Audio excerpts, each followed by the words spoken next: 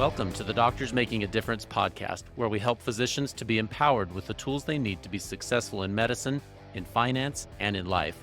Join us as we highlight doctors and other professionals around the world who are making a difference.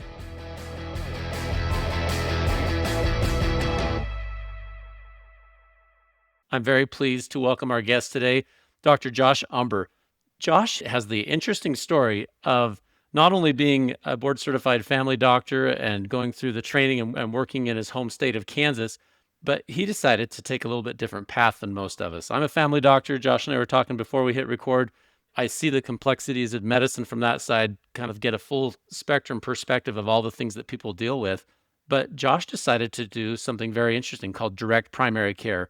We'll talk about it in the episode. I know probably a lot of listeners have heard of it, may not know the specific details, but I'm very excited to dive into this with Josh and talk a little bit more about why primary care makes sense to do direct primary care as a primary care doctor, and how this can influence the system in the United States, and how it can influence our individual patients one by one as we come across their stories. So, Josh, would you mind introducing yourself to our audience?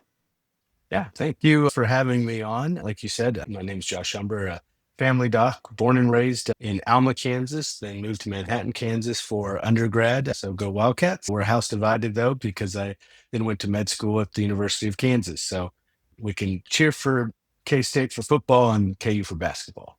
But then went to Wichita and trained in family medicine, finished my residency there and stayed and started our direct care practice right out of residency. Well, tell me about that part, because it's quite a thing. When you started this, I would say the majority of doctors finishing residency of all types, maybe especially family medicine, were going into employed model sort of a practice. And, somewhere along the way, you had enough intelligence or bravery, or maybe your wife was brave enough to start your own business. And not only that, but start it in a different model than the way most people do it. So I'm kind of curious about how that story unfolded. Yeah, it's an interesting arc. Growing up, my joke is my dad was a trash man. I mean, he was, but now he's a lawyer. So we still tell people he's a trash man because it's less embarrassing. And he's come full circle. He's our lawyer now. And it was honestly a blast. We loved it. And we worked on that truck for forever growing up. And it was a great business model. In hindsight, you paid once a month, you picked up once a week. So I'd seen 20 years of a great business being run. And then in about 2000, as an undergrad, started working for a surgeon who was fresh out of fellowship and had no idea how to bill insurance, right? Brilliant cutter, absolutely amazing. And nowhere in all that training did anyone ever say, here's how you bill insurance to get paid, not even well, just correctly, right? I saw him just leave, enormous amounts of money on the table because for him, billing insurance was a frustration, not a requirement. And it kind of broke that idea you have growing up that if you work hard, the appropriate payment follows. And, so I could see that you could be an amazing skill person. And if you just didn't know how to play the game, you were going to lose. So we, kind of emperor's new clothes. I could point that out and say, this isn't how a good business is run. And that started a career-long journey of looking for doctors who did insurance-free practices, whether that was concierge in 2000, 25,000 per person per year, which, the dirty little secret there was 98% of those practices failed. 25,000 isn't even the 1%ers. It's the 0.00%ers. So that was really hard for docs to find success in. Others just doing an insurance-free model, maybe more fee for service than membership. And we watched that for the next 10 years, undergrad, med school, residency. And I just knew I wanted to run my own business. I didn't want to do insurance. Probably, as the emperor's new clothes parable goes, the child who points it out is the wise fool. I didn't know how hard it would be. We have a banner in our office that says, we do this not because it's easy, but because we thought it would be easy. And didn't know any better. Yeah. Just getting through residency and everything is hard. And no one teaches you how to start a business. And so we did all that. But it left all the room to make all the mistakes and figure it out. Once you carved out that, okay, we're not doing insurance, it was freeing in a sense of, great, you can do anything you want. And that worked out great. And we knew this was what we wanted for forever because it made sense. Kind of going back to my personal statement for getting into med school. I had this fantastic eccentric neighbor, Trottle, a German immigrant, and I watched her go through a broken healthcare system. And the eccentric, crazy, fun, interesting, unique neighbor person that I knew, the system made her into a bad patient, right? She didn't show up on time. She asked too many questions. She didn't trust the system. The system didn't give her any reason to trust it either. And they treated her like a number. So I wanted to be in medicine, but not that kind of medicine. And I think that carried us through a lot of this kind of, you know, figure it out Well, right. process. Like you said, you wanted to treat your patients like an individual, not like a number. And you wanted to be able to say, I want to offer the care that they need, not the insurance or somebody else dictating that to me, but rather giving it to the person in the way that they need it. Maybe I had to Yeah. back up one step and just have you define again. Most people on this are going to hear direct primary care and they're going to have an inkling of what that means. And you mentioned concierge medicine. I think a lot of people kind of have this idea of, hey, we're going to pay $25,000 a year to have direct access to some primary care doctor or somebody to come to my home. But would you mind kind of walking through the model? What is direct primary care? Help define that briefly for folks who may not really be intimately familiar with it. Yeah, on some level, direct primary care is what I think is going to fix the healthcare system because it gets back to kind of first principles, a smarter way of providing the service. We're using insurance wrong. A wrench makes a decent hammer, a hammer makes a horrible wrench. So we need a better model for primary care. And in this sense, it is an insurance free model that charges patients a monthly membership like a gym or like Netflix or Amazon Prime for a broad range of access and is based on age only. So for our patients, it's $10 a month for children, 50, 75, or $100 a month for adults, just based on their age ranges. And those are the prices we started out with 2010, and we've been able to hold on to those, right? What insurance company has been able to go a year without raising their prices? But we knew in exchange for that, we wanted to offer as much value as we could. So the membership provides unlimited home visits, work visits, office visits, phone calls, text messages, emails, video chat. But also, we've been able to eliminate copays. Copays are a speed bump that the insurance, requires so that patients have to spend a little bit of their own money before they spend a lot of the insurance company's money. We don't need it as a business model, right? And no more than a gym needs a copay to try to keep people from coming into the door. And so we love that aspect of it because it hits those, quadruple aims, more care, more often, faster, easier, et cetera. But then continue to add that value. Any procedure we can do in the office is free.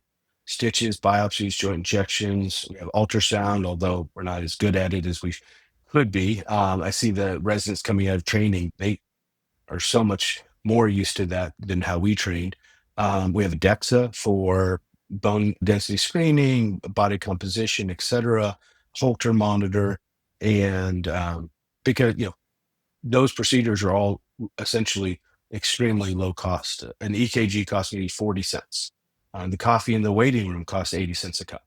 So if I don't bill your insurance for one, why am I doing it for the other? I just don't need to anymore. And I'd rather not have the frustration than the revenue. But it keeps going. And I feel like that's the beauty of the direct care model is it tries to touch more than people expect primary care to do. We can do wholesale meds and wholesale labs. We're about 80% cheaper than Amazon, 70% cheaper than GoodRx, and about 40% cheaper than Mark Cuban. If there's not a billionaire alive who can get meds cheaper than a direct care doctor. And if you go direct with the labs, CBC is $2, TSH 250, A1C 3, lipid 350, right? The goal of direct care is to make most healthcare too cheap to insure and be able to get all that for $50 a month is a huge step in the right direction for putting patients first in order to fix healthcare. Yeah. So I want to clarify that a little bit because it sounds kind of astonishing in some ways because I think, like you said, $10 for a child per month. So that means they're going to pay $120 per year. And I know when we bill just a well child visit one time, the insurance pays probably over $200 for that well child, but that has to also pay for the insurance that I have to, for malpractice insurance, has to pay for the receptionist and a nurse and a biller. not to mention the brick and mortar space that we're seeing the patient. And then we have to also pay for an expensive electronic medical record system. All those costs kind of get fed in, and then also the doctor's supposed to get paid. And so I think people listening to that, they're going to say, how could I possibly stay in business if I'm charging $120 a year for unlimited access, or if I'm an adult patient on the more expensive end of spectrum, $70, you're still paying less than $1,000 a year for continuous access to your doctor. And goodness, I just think about how much the list price is for the services we offer for patients, but we also have this big complicated system that has to be built around what the insurance will pay, not necessarily what the service actually costs to provide. So walk us through that. How do you stay in business? Yeah, it's funny. I had a patient use our online scheduling option recently, and he came in, we did our appointment, and at the end, he's like, "Can I just ask, like, is this working?" I'm like, "Yeah, why do you ask? We've been here 15 years." He's like, "There's so many open spots on the calendar for self-scheduling. I just didn't know if you didn't have any patients." And so we had a good chat, and then last, like, no, this is how it's designed, right? Most of what we do doesn't have to be done in the office. It sure can be, but meeting people where they're at, calling, texting, emailing, video chats, pink eye, man, to get them right away. First thing we're like, I want to be seen. No, just shoot me a picture of your eye now and every hour until we're kind of comfortable with how this is progressing, because that's so much better care. Immediately drops in the EMR. It takes short amount of time to evaluate, etc. So there's just when you're limited to that, you only get paid when they come through the door. It changes everything. We have one staff member per two physicians, basically. Or at least that's what we recommend. We're busier with a lot of irons in the fire, so sometimes we staff up, but that's the general math for the business. So you're talking about one nurse for every 1 to 2 doctors and 1,200 patients. It shouldn't work. It should sound too good to be true. You should call the BS flag. But we were participating with a documentary recently, and kind of the theme of the documentary was, why are healthcare prices so high? I said, oh, they're not. The cost of healthcare is quite low. EKGs, meds, labs. I can buy 1,000 amlodipine for $8. It is literally under a penny a pill. And that's not because we're good. That's just the wholesale cost, right? That's for, a regular family doc. Where we keep making healthcare expensive and then trying to use insurance to cover everything. There's an economics book, Predictably Irrational. We would never buy car insurance if it was sold to us like health insurance. Why do we keep buying health insurance in this broken way? We're working with an employer group tomorrow. Their health insurance premiums are going up 27%. Unsustainable. And they're saying this wiped out their last 3 years of raises. There has to be a better way. So yeah, the cost of a well child check or any visit in an insurance model looks inflated, but it is, because you have so many more hands in that pot. But when I joke, there's no profit in direct care practices. Functionally, you have overhead, nurses, rent, EMR, malpractice, etc., and then whatever's left over goes to the doc. So it's an extremely lean, but extremely efficient and kind of just intelligent business model. So I like to reference these two stories. One is Christopher Columbus's egg, and the short version is they say, well, you're not that smart for discovering the new world. We all thought it was round. So he takes an egg, he challenges all the king's horses and all the king's men to make the egg stand up. Of course, an egg won't stand up. And so they say it's impossible. So, oh, you all agree it's impossible. Takes the egg, smashes it, egg stands up, right? The idea is he made what everybody agreed was impossible, i.e., fixing healthcare, and with a simple trick, made it so benignly simple anyone could do it, right? That's what direct care is. Or Napoleon's aluminum. When he wanted to impress dignitaries, generals ate off silver, Napoleon ate off gold, and dignitaries ate off aluminum. Fast forward, you introduce a new technology, and now we have aluminum foil we throw away. Good business, capitalism brings the comfort of kings to commoners. And doctors have this fear of being involved in business. To me, family medicine and business is a love story, right? I love being a family doctor. I love using business to help complement being a family doctor. And they say, oh, it's not personal, it's just business. There's nothing more personal than this business. You, I, you are feeding my family. In exchange, I'm caring for the health and well-being of your family. It's extremely personal. So not having insurance involved, not having red tape and bureaucracy, finding solutions to meds and labs to make all of this affordable. I tell my med students all the time, if we take our oath seriously and do no harm, that has to mean do no financial harm. It begs us to strengthen our business skill so that we can continue to solve the problem of healthcare affordability. Then, yeah, and there's no reason these things have to cost that much. They do because we have a broken, bloated system that we're not trying to fix the right way. Thank you for answering that. Another question I have is, so I told you before we hit record, I work in a rural area, and I think half the town probably has my cell phone anyway, and they come at all hours, day and night, and text nights, weekends, holidays, and it's the life I've chosen in a rural setting. But I think a lot of doctors are saying, "Hey, I kind of like having to be able to turn off the phone, and I like to not have to be called in at all hours of the day." And when they hear direct primary care, they say, "But that would mean I would have to be on the call 24/7, 365." And so, kind of walk us through that. How does that work with your life? I definitely feel like the work-life balance is better in direct primary care than it was even in residency. And maybe that's not saying a ton, but when we were starting our internship year, the graduating residents, were heading out to the workforce. 3 years later, by the time I'm graduating, half of those residents were leaving medicine because of burnout, right? We talk about burnout in all these funny ways, but I don't think we actually address it. You're burnt out because you're playing an unwinnable game. There is no way to win in an insurance model. They're always going to leverage bureaucracy against you. It's a Cold War, to the point that we don't even include review systems meant something. Now it's so meaningless, it's not required in insurance billing, or so my med students tell me, because we've just abused that fact. We keep playing this game of who can chart more, who can bill more, who can beat the insurance games. They'll win all the times. The frustration comes from playing that. And then the game is the paperwork, not the patient.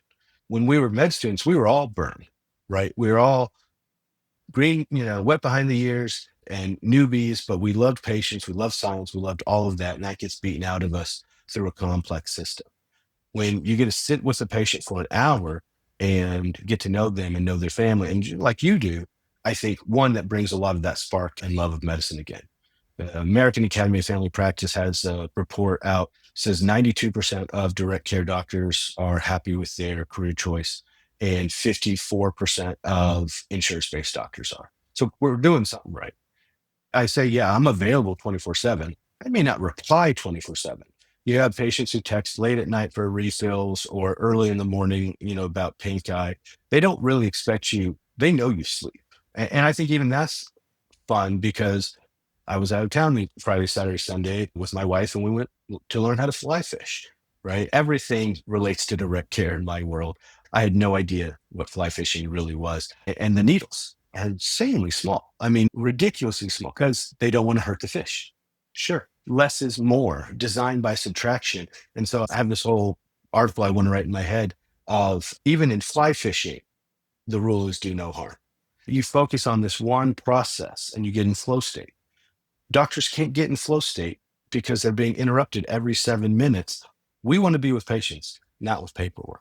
Building a model that allows you to do that, 600 patients is what we consult with doctors and recommend. That seems to be the right size. So on any given day, I'll probably see 3 or 4 patients in the office for 30 to 60-minute appointments. Extremely manageable. And then a handful of call, text, email, things that come through. So when someone does need you at night or on the weekend, I had a patient who's into the ER. I have your doctor to see stories. I want to say I'm special, but being available is the special part. And she started off with what looked like venous lakes in her lips, but she doesn't have those. Between 9:30 and 10 o'clock, more bruises show up. I'm thinking, it's got to be a sulfur allergy, this isn't going to be good. Ended up being ITP, but she needed to go, and nobody wants to go to the ER, 10 o'clock at night. No, this is real. You got to go. To the point that it's just time. I'm not special. It's just that we have time. I poked fun at a group yesterday on Twitter because they published a study that, shocker, more time with Medicare patients improves outcomes. We had to study this. Like we went so far, like, well, 7 minutes? Can we do 6? Can we do 5? Boy, it seems like outcomes get worse. What if we just gave them more time? Like, I don't know. It seems like, what if we use toilet paper? It's such an obvious thing. And then we studied it and we're proud to publish this. We reinvented more time with patients. We've come full circle through the absurdity. And I know that's a long answer to a short question, but no, this is a very sustainable work-life balance. I like working. So some people might be 500. I can flex up to 700 patients easy, along with running the other stuff. So the beauty of having continuity with patients and flexibility, you're working for the patient, you're not fighting insurance. So the care itself is drastically easier, let alone the other pieces. Well, and Josh, it does sound too good to be true. A patient panel of, again, a primary care doctor often has 2,000, 3,000 patients in their panel, and you're seeing 20 to 25 patients a day. You're saying a patient panel of 500 to 600, 3 to 4 visits per day, you're available, but it's not like the numbers are so overwhelming. And you probably know most of those people because you sat down with them for 30 to 60 minutes a couple times a year, and they don't get penalized for coming in more than once if they need to. And so again, it almost sounds too good to be true. And I guess that's one of the things on direct primary care.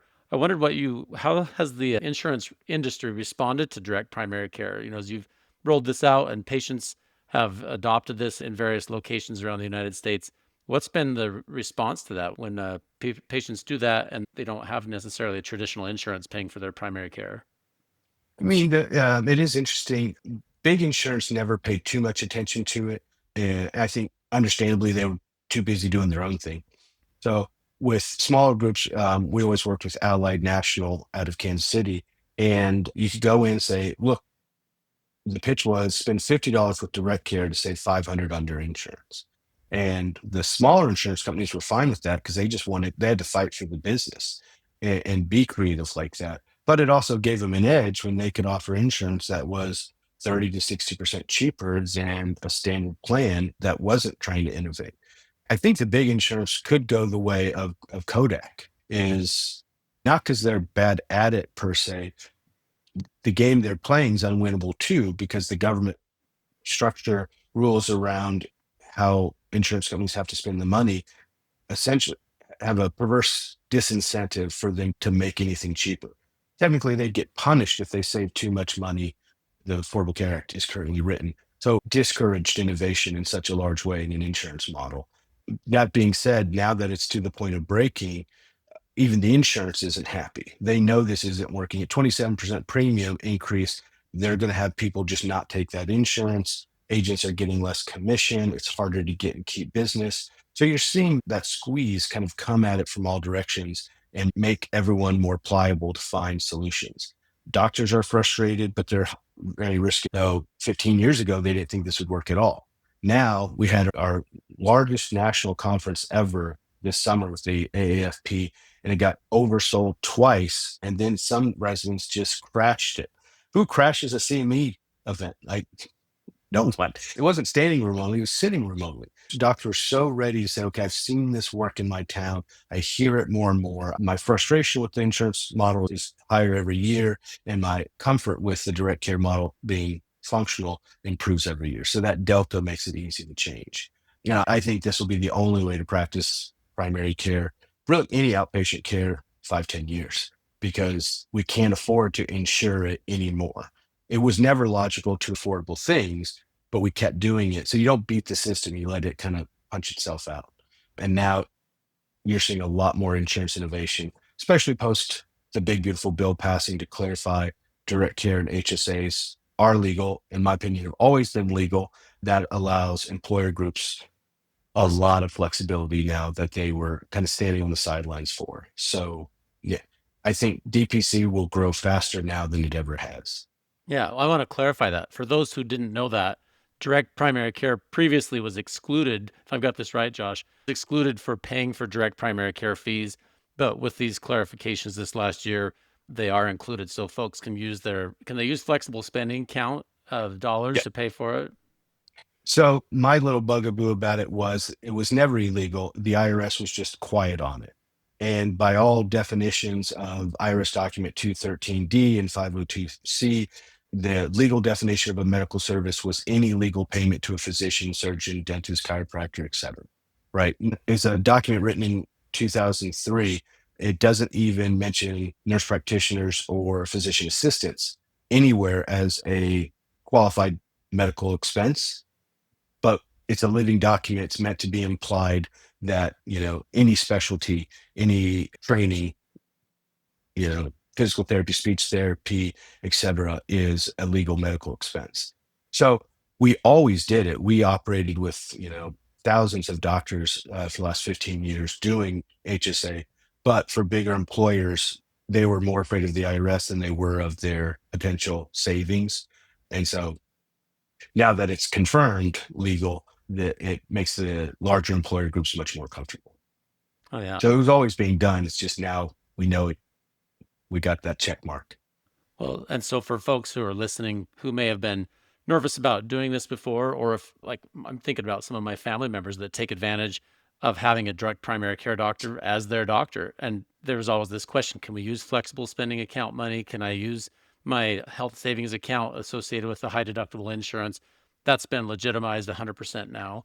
Yep. And I guess another question related to that is, of course, it's a good idea to have insurance cover those big catastrophic items. And I agree with you. Why are we insuring something that's affordable? Like, that makes total sense. Why do we have to have insurance to pay for something that shouldn't cost that much? In context of that, what percentage of your patients over these last 15 years would you say do carry some sort of high deductible or catastrophic type insurance? So if they are hospitalized or experience cancer or something like that. We actually have a pretty high uninsured rate, and it's kind of gone up over the years. Most direct care docs will tell you, you know, 75% have insurance. So that's, 25 to 30% who don't. Whether that's just can't afford it at all, employer doesn't offer it, they don't meet subsidies, they feel healthy enough to keep their premiums because they need it for something else. And putting the cart before the horse, I think we've always done that wrong, that you need insurance to get care, right? You need to pay $1,500 a month premium to get metformin that costs 2 cents a pill, right? I mean, not even, I can buy 1,000 metformin for $13. Like, what are we doing here, right? Your A1C is 250. Like, let's just, which is funny because then I ask doctors, I think we're well trained on the pathology of psych, not the application of it. And the application of good psychology is getting patients to understand that if their meds and their lab tests are more affordable, then it's easier to invest in their long-term preventative health. If it's not transparent, if it's difficult, if it's expensive, they're going to push those things back later into the future, and that'll create problems. So um, the business model combining with the psychology of how to change patient behavior, the lower the price, the more compliant they are, the better the outcomes we get. Yeah. Well, those are some big principles could be applied to the whole system. Like you say, why pay a really expensive premium to insure something which, 95% of your care really probably could be done at your primary care doctor's office.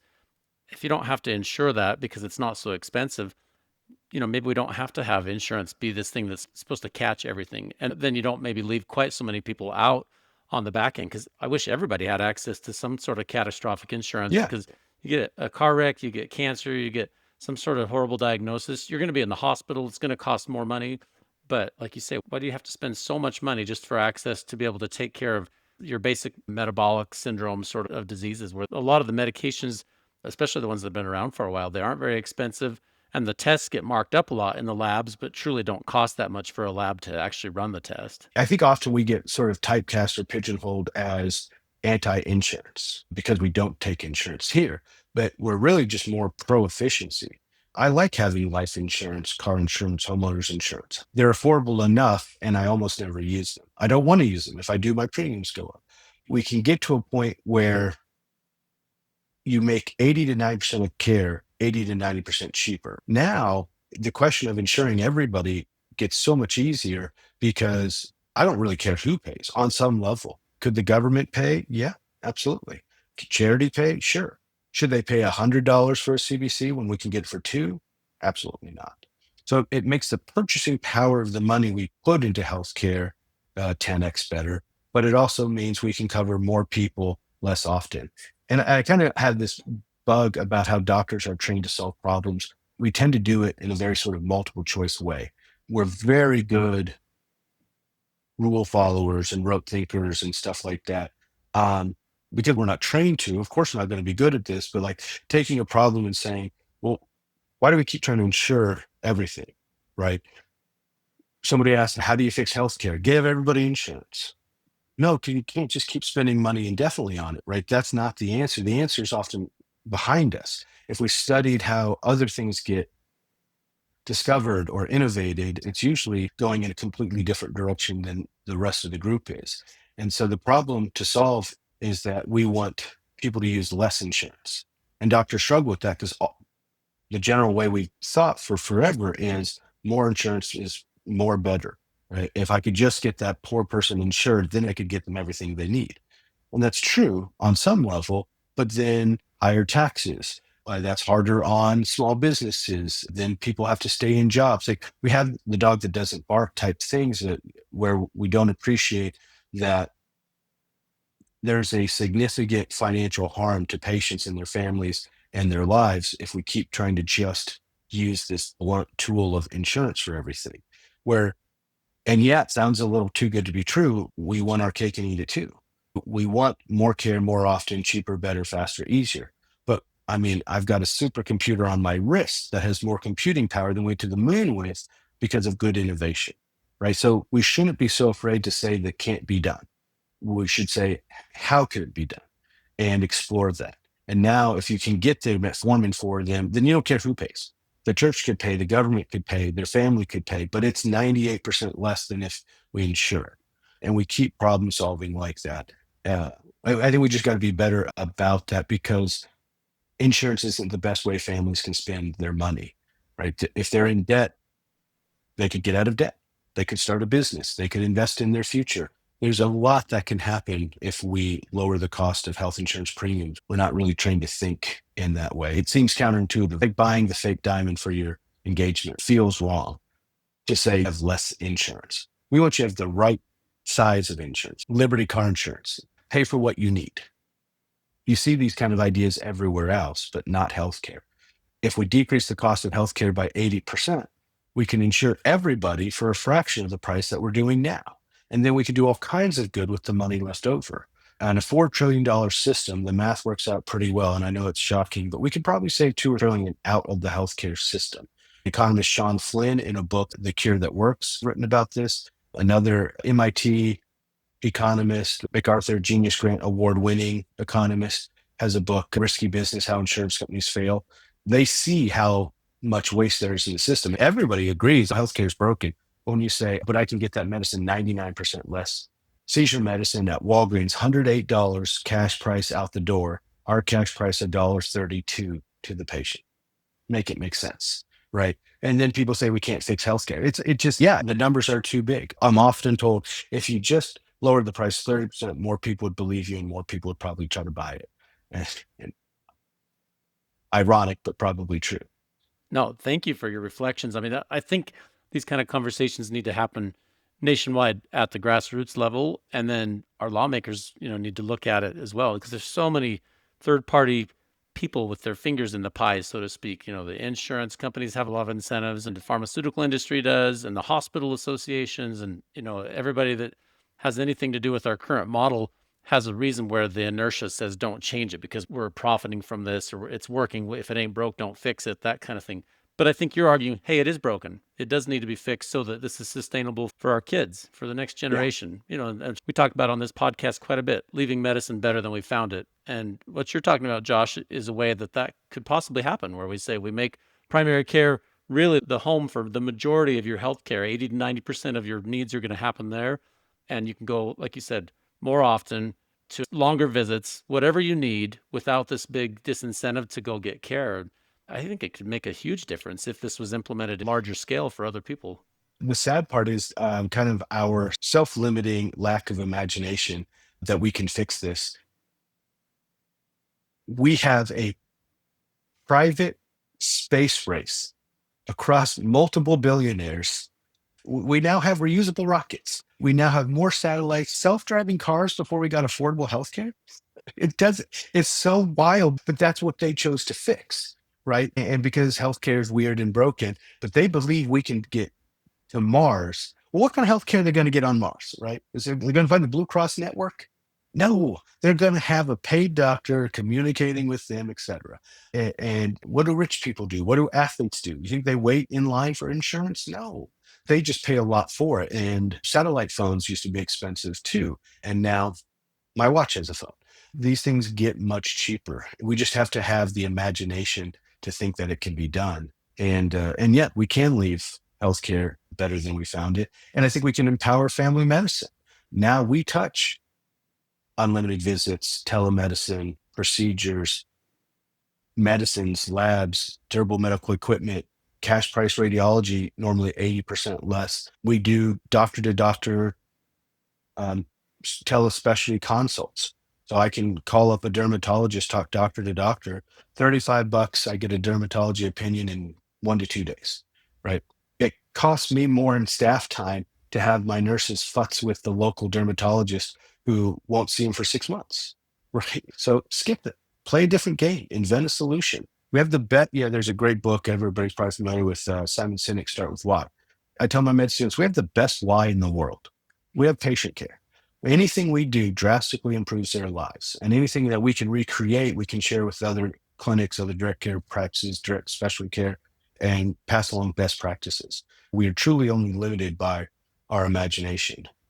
In our system, we have nearly 2,000 doctors. We offer them a free radiologist, cardiologist, pharmacist, and lawyer, right? Because the costs of fractional ownership of a cardiologist to read x-rays across 2,000 doctors is minimal, right? And now any one of those doctors, if they're not sure about an EKG, they don't have to put their patients out to the system and wait and get billed a lot more. They just call up the cardiologist that they have on speed dial and get an opinion on an EKG. Like that's, it seems so silly that that's all it costs to fix this was just hire a doc to help docs. We couldn't have done that 15, 20 years ago. We are limited by our imagination, not by the government or what insurance. If we play that a different game, if you're trying to get insurance to pay for it, whoever pays the piper picks the tube. So it's just vital that we show, especially our med students, how to use that skill, flex that muscle, look for solutions. Man, Josh, thanks for sharing. It's pretty exciting. What you're doing is amazing. And it's not just an idea. You've done it for 15 years. You're still doing it. I want to give you a chance to just kind of plug some of the stuff you've been doing as far as promoting this. I know you have a website and some materials that you've created that help other docs who are starting in this space. Do you want to just tell them a little bit where they can find out more information about what you're doing, Josh? Yeah, our main website, atlas.md, is for our software for direct care practice and EMR. And then you can reach everybody there, live chat, hello@atlas.md. Our clinic is, of course, Atlas MD Family Practice. I feel like I'm like George. He named all his boys George. I name all my businesses Atlas. And so we also have atlas.direct. That's the website for an insurance company designed specifically around direct care patients, which of course is a whole nother topic and seems counterintuitive. But if big insurance wasn't going to fix it, we thought we would ourselves. So when you combine direct care and insurance, it's like, chocolate and peanut butter. Now, a family of four under 45 years can be $450 or less a month for $100,000 in coverage each. We can take big bites out of a broken healthcare system. But all of our consulting is free to anyone interested in direct primary care. And so you can reach us on the website. And it's our favorite topic. We love helping, whether you're a patient, a doctor, a company interested in trying to fix healthcare, we're happy to be your easy button. Man, Josh, thank you. I appreciate you taking the time to do this. I find it fascinating. I'm confident others listening to this will be like, oh my goodness, I have got to talk to Josh. So be aware there'll probably be some people emailing you and contacting you because this is fascinating. It has a chance to really make a difference across so many different areas of medicine. And if you're feeling burned out as a doctor and you say, I got to change to something to cut out the middleman, Josh Umber's got your solution here. So thanks That's again, it. Josh. I appreciate you taking the time to do it. My pleasure. Anytime. Thanks for tuning into the Doctors Making a Difference podcast. And thank you for what you do to help your patients and your community. Your work truly helps so many people. We produce this content to help you have the tools you need to stay in medicine and to highlight the amazing work being done by physicians around the world. Please note that while I am a physician and many of the guests on this program are also physicians or other professionals, the discussions on this podcast do not represent my employer, or any professional organizations to which I belong. This podcast is for your information and entertainment only, and should not be taken as professional advice. You should seek appropriate professional advice pertaining to your own situation. Please check out more of our content on our website, doctorsmakingadifference.com. Also, please follow, like, or subscribe on your podcast player or YouTube channel, and give us a 5-star rating. It really helps to spread the message. Finally, if you'd like to be a guest on the podcast, or if you'd like to nominate someone else to be a guest, please visit the website or email admin@doctorsmakingadifference.com. See you next time.